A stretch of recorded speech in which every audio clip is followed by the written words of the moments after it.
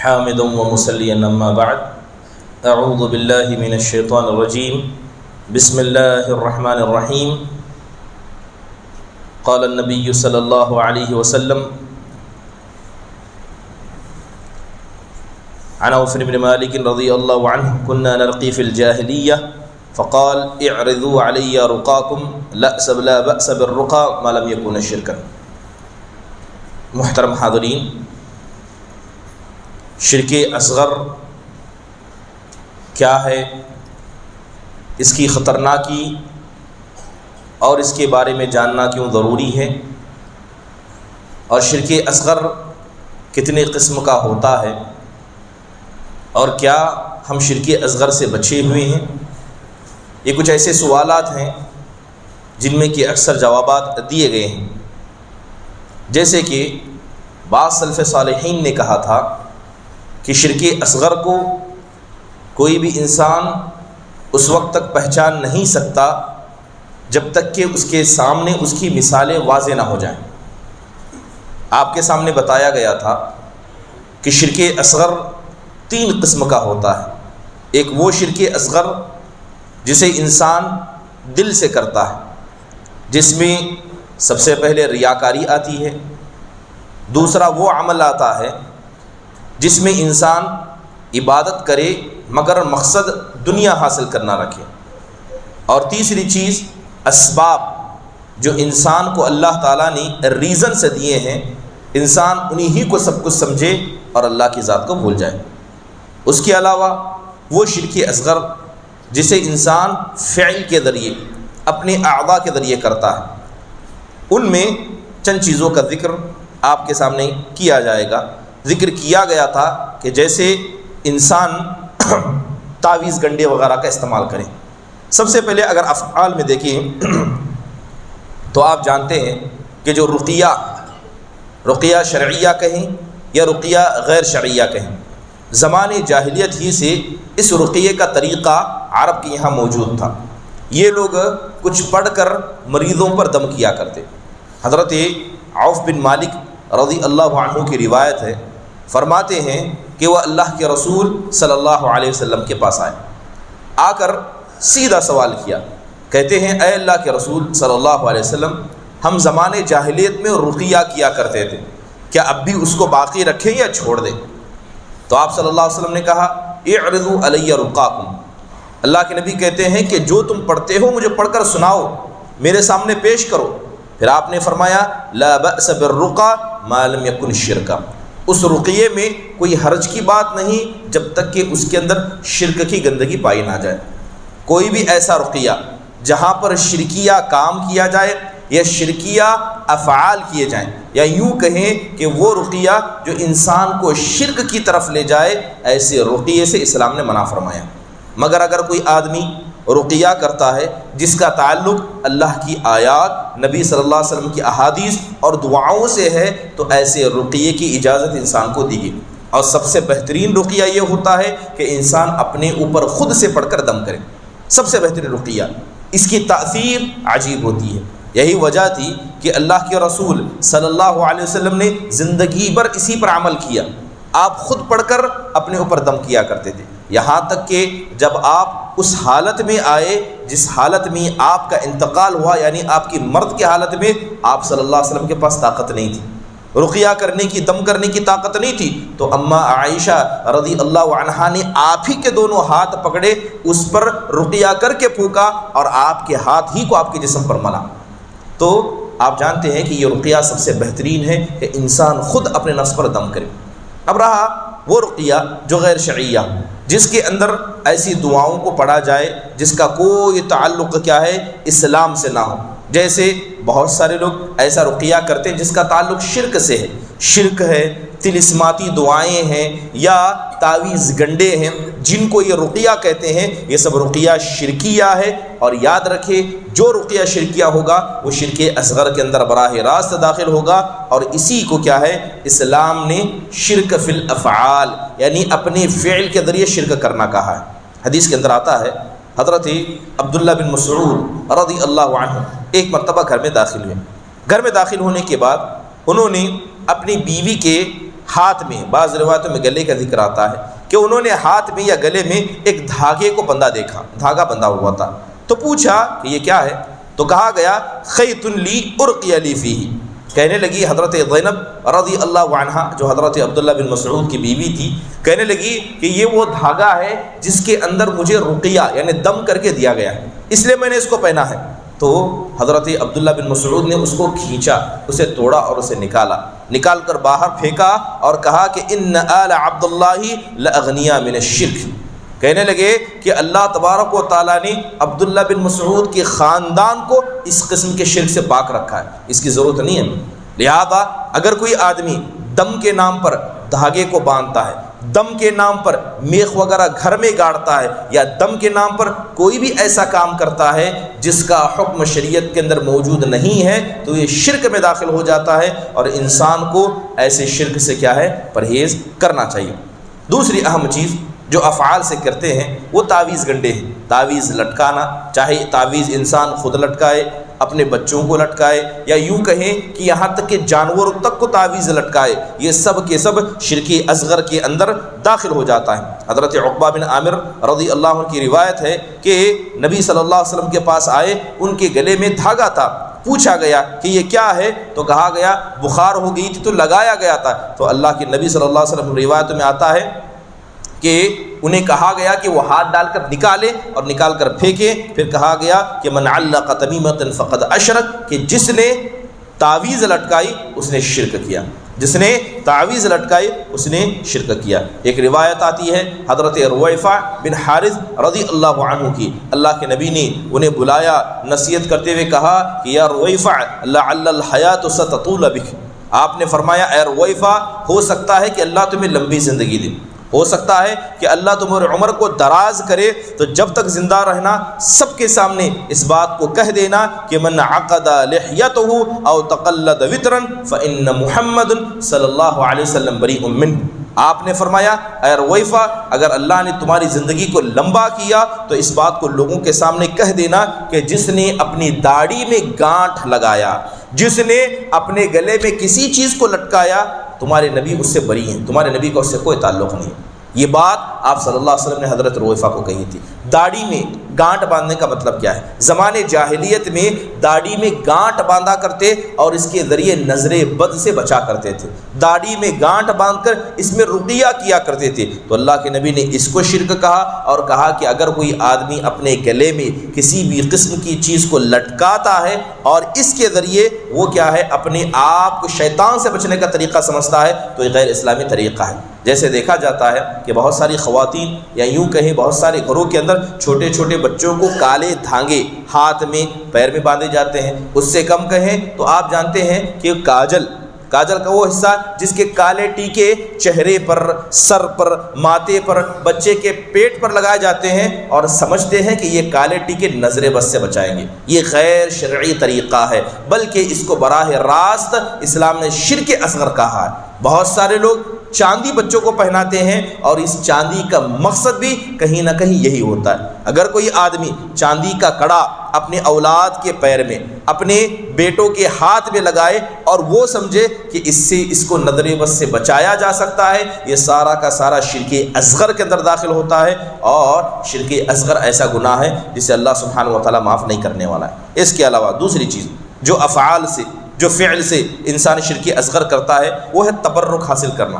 تبرک آپ جانتے ہیں کہ اسلام نے کچھ چیزوں کو برکت والا بنایا ہے، مگر کچھ چیزیں ایسی ہیں جن کے برکت کے تعلق سے اسلام کے اندر کوئی ذکر ہے، تو لہذا اگر کسی نے ایسی چیز سے برکت حاصل کی جس کا ذکر اسلام کے اندر نہیں آتا ہے تو ایسی برکت کا حاصل کرنا بھی شرک اصغر کے اندر آ جاتا ہے۔ جیسے مثال کے طور پر بہت سارے لوگ بہت سارے درختوں سے برکت حاصل کرتے ہیں، کچھ لوگ پتھروں سے حاصل کرتے ہیں، کچھ لوگ مٹی سے حاصل کرتے ہیں، اور کچھ لوگ برکت کیا ہے کچھ دیواروں سے حاصل کرتے ہیں۔ جیسے قبر کو ماننے والے کہتے ہیں کہ یہاں کے جو بابا ہیں ان کی قبر برکت والی ہے، لہذا کپڑے کو لے آ کر اس قبر سے یا وہاں کی قبر کی مٹی کو اٹھا کر اسے بابرکت سمجھنا، بلکہ یہاں تک کہ لوگوں کو دیکھا گیا کہ جب وہ بیت اللہ کی زیارت کے لیے جاتے ہیں تو اپنی ٹوپی، اپنا رومال، بعض خواتین اپنا دوپٹہ وغیرہ نکال کر کعبۃ اللہ کی دیوار سے رگڑتے ہیں۔ کعبۃ اللہ کی دیوار سے رگڑتے ہیں. پوچھا جاتا ہے کہ کیوں؟ تو کہتے ہیں کہ یہ برکت کو لے کر آتا ہے. یہ سب شرک اصغر ہے، یہ سب شرک اصغر ہے. اور اس کے علاوہ بہت سارے لوگ جب مدینہ جاتے ہیں تو مدینہ کی مٹی اٹھا کر لاتے ہیں، مدینہ کی مٹی اٹھا کر لاتے ہیں. بسا اوقات بعض لوگ مدینہ کی مٹی کو آنکھوں میں کاجل کی طرح لگاتے ہیں، اور بسا اوقات لوگ کیا ہے اسے اپنے سینے سے رکھتے ہیں. اور کچھ تو ایسے ہیں کہ جب کسی میت کا گھر میں انتقال ہو جاتا ہے تو قبر کی مٹی کے ساتھ اس مٹی کو ضم کر کے ڈالا جاتا ہے، اور نبی کے صدقے طفیل میں کہیں یا مدینہ کے صدقے طفیل میں کہیں میت کے لیے مغفرت کا ذریعہ سمجھا جاتا ہے. یہ سب کے سب شرک اصغر ہے. اسلام کے اندر اس کا کوئی تعلق نہیں. اسلام نے چند چیزوں کو برکت والا بنایا ہے، جیسے اللہ کی آیتیں. قرآن برکت والی چیز ہے. قرآن پڑھیے، اس سے دم کیجئے، اللہ برکت دے گا. اور قرآن میں سر فہرست جس سورت کو برکت والی کہا جاتا ہے وہ سورہ فاتحہ ہے. سورہ فاتحہ ہے. سورہ فاتحہ یہ بہترین رقیہ ہے، یہ بہترین برکت کا ذریعہ. اس کے علاوہ اللہ نے دعا کے اندر برکت رکھی ہے، اللہ نے دعا کے اندر برکت رکھی ہے، اللہ نے دینی تعلیم کے اندر برکت رکھی ہے. یہاں تک کہ وہ چیزیں جسے محسوس کر سکتے ہیں اللہ نے زمزم کے پانی میں بھی برکت رکھی ہے. اس کے علاوہ دیگر چیزوں میں برکت کا حاصل کرنا اس کا اسلام سے کوئی تعلق نہیں. حضرت عمر بن خطاب رضی اللہ عنہ کعبۃ اللہ میں داخل ہوئے. انہوں نے حجر اسود کو دیکھا، کالے پتھر کو دیکھا، تو حضرت عمر نے کہا انی لاعلم انک حجر لا تنفع ولا تضر. حضرت عمر نے کعبۃ اللہ میں لگے ہوئے حجر اسود کو دیکھ کر کہا اے کالے پتھر، میں جانتا ہوں کہ تم بس ایک کالے پتھر ہو، نہ تم نفع دے سکتے ہو نہ نقصان دے سکتے ہو. خدا کی قسم اگر اللہ کے رسول کو میں نے تمہیں بوسہ دیتے ہوئے نہ دیکھا ہوتا میں ہرگز بوسہ نہ دیتا. تو بوسہ دیں تو اس نیت سے دیں کہ یہ نبی کی سنت ہے. بعض لوگ بوسہ دیتے ہیں اور کہتے ہیں کہ یہ کالا پتھر ہمارے گناہوں کو چوستا ہے. کیا کہتے ہیں؟ اور یہ عقیدہ لوگوں کے درمیان عام ہے کہ کالا پتھر جو ہے ہمارے گناہوں کو چوستا ہے. یاد رکھیں کہ زمین کے اندر جتنی بھی چیزیں ہیں ان کے گناہوں کا اثر چیزوں پر پڑتا ہے. بہت سارے لوگ کہتے ہیں کہ بنی آدم کے گناہوں نے اس پتھر کو کالا کر دیا. جنت سے اترا تھا تو سفید تھا، انسان کے گناہوں نے اسے کالا کر دیا. لیکن کیا اس کا مطلب یہ ہے کہ جب اس کعبۃ اللہ کے پتھر کو لگے یعنی حجر اسود کو آپ بوسہ دیں گے وہ آپ کے گناہوں کو کھینچ لے گا؟ ویسے تو اللہ کہتا ہے ظہر الفساد فی البر والبحر بما کسبت ایدی الناس، کہ زمین میں فساد تو لوگوں کے گناہوں کی وجہ سے لگا ہے. تو اس کا مطلب کیا زمین ہمارے گناہوں کو چوس رہی ہے؟ یاد رکھے کہ کچھ چیزوں میں تاثیر براہ راست نہیں آتی، کچھ چیزوں میں تاثیر خود سے نہیں آتی ہے. لہذا وہ پتھر جو ہے اسے بوسہ دیں تو اس نیت سے دیں کہ اللہ کے نبی نے دیا تھا، آپ کی سنت ہے. اس سے بڑھ کر کسی اور چیز کی نیت کرنا یہ انسان کے لیے درست نہیں ہے. کہیں نہ کہیں یہ چیز انسان کو شرک اصغر کی طرف لے جاتی ہے. بہت سارے لوگ یہ سمجھتے ہیں کہ مکہ مدینہ یہ برکت والی جگہ ہے، مکہ مدینہ برکت والی جگہ ہے، جو یہاں پہنچ گیا وہ بابرکت ہے. یہ غلط تصور ہے. مکہ مدینہ کسی انسان کو پاک نہیں کرتا، انسان کو پاک اس کے نیک اعمال کرتے ہیں. اگر کوئی آدمی مکہ میں جا کر بدعت کرتا ہے تو کیا اس کی بدعت صحیح ہو جائے گی؟ مکہ میں جا کر گناہ کا کام انجام دیتا ہے. یاد رکھیں یہ زمینیں پاک ہیں مگر یہ زمین کسی کو پاک نہیں کرتی. یہ زمین پاک ہے، مکہ پاک ہے، مدینہ پاک ہے، رب کی برکت یہاں نازل ہوتی ہے، مگر یہ زمین کسی کو پاک نہیں کر سکتی. وہاں جا کر انسان کو پاک اس کا نیک عمل کرتا ہے. یہی وجہ تھی کہ حضرت ابو الدرداء رضی اللہ عنہ نے حضرت سلمان فارسی کی جانب خط لکھا. خط لکھ کر کہا کہ آپ مکہ مدینہ سے اتنی دور کیا کر رہے ہیں، آپ آئیے یہ بابرکت جگہ یہاں پر رہیے. تو حضرت سلمان فارسی نے جواب دیتے ہوئے کہا تھا ان الارض المقدسہ لا تقدس احدا انما يقدس الانسان عمله. کہتے ہیں کہ یہ زمین تو پاک ہے مگر یہ زمین کسی کو پاک نہیں کرتی، انسان کو پاک اس کا عمل کرتا ہے. انسان کو پاک اس کا عمل کرتا ہے. انسان اگر نیک عمل کرتا ہے جہاں بھی رہے وہ زمین اس کے لیے پاک بن جاتی ہے. لیکن انسان کعبۃ اللہ میں داخل ہو کر بھی شرک کرتا ہے، کعبۃ اللہ میں داخل ہو کر بھی خرافات کرتا ہے، تو یاد رکھیے یہ زمین کبھی اسے پاک نہیں کرے گی، بلکہ اس زمین میں پاکی اتنی ہے کہ یہاں آ کر گناہ کرنا، بدعت کا کام انجام دینا. اللہ کے رسول صلی اللہ علیہ وسلم نے ایسے لوگوں کے خلاف بد دعا بھی کی ہے جو کسی بدعت کو یہاں آ کر انجام دیتا ہے یا کسی بدعتی کو کیا ہے کعبۃ اللہ میں آ کر پناہ بھی دیتا ہے. تو یہ ہوا وہ شرک اصغر جسے انسان اپنے فعل سے کرتا ہے. زبان سے شرک اصغر، وہ شرک اصغر جسے انسان زبان سے کرتا ہے. سب سے پہلے غیر اللہ کی قسم کھانا، اللہ کو چھوڑ کر غیر اللہ کی آپ قسم کھائیں. مسجد کی قسم کھانا، ماں باپ کی قسم کھانا، اپنے خاندان کی قسم کھانا، اور بعض لوگ قرآن کریم کی بھی قسم کھاتے ہیں. قرآن کریم کی قسم، یاد رکھیے جہاں تک قرآن کی قسم کھانے کی بات ہے اس میں دو چیزیں سمجھنے کی ہے.